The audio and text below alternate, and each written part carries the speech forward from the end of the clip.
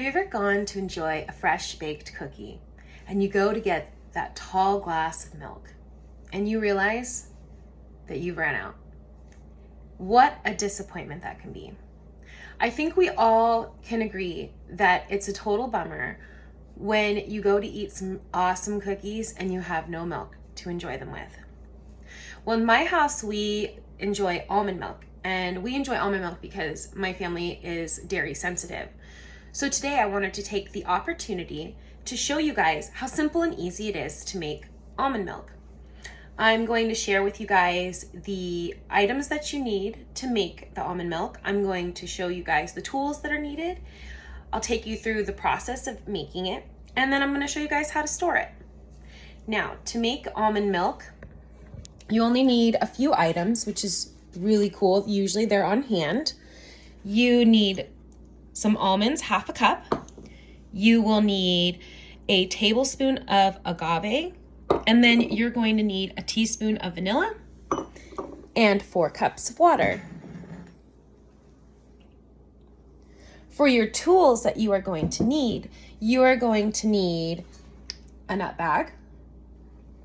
You'll need a bowl to squeeze the nuts into. You're going to also need a blender. I use a nice high-powered blender for mine because we make milk a lot.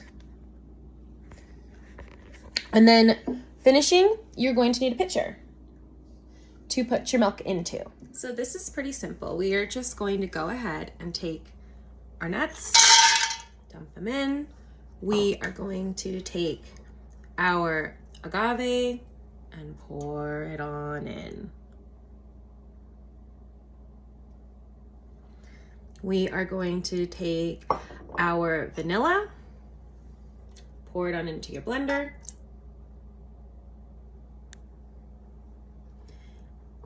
And then you're going to take your water and pour that on in.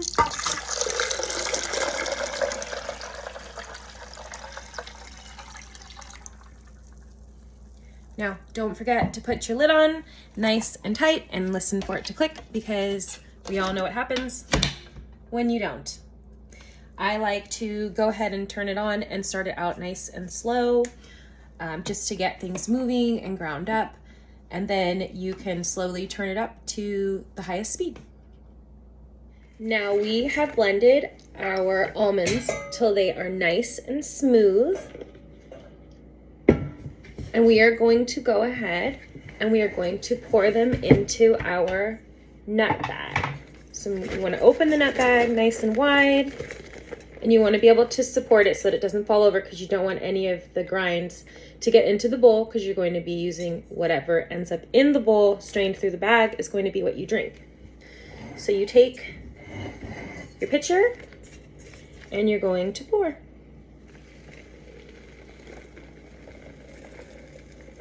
Now my kids usually enjoy helping me with this part because they like to squeeze the bag.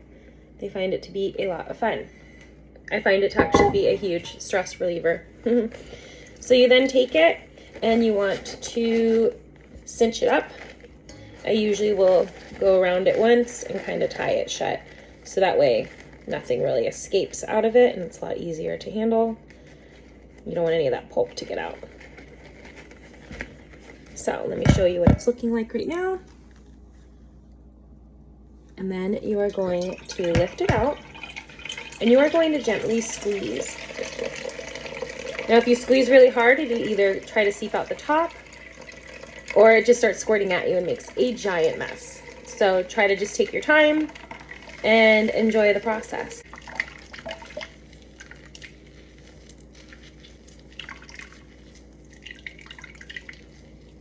And now that we are completely strained, we can actually save the pulp. So the pulp can be used for baking. So now we have the milk, and our next step is to go ahead and store it. I am going to go ahead and add it to this pitcher really quick. It's quite simple. We're gonna go ahead and pour it in. Now, the awesome thing is that this milk will last 5 days in your fridge.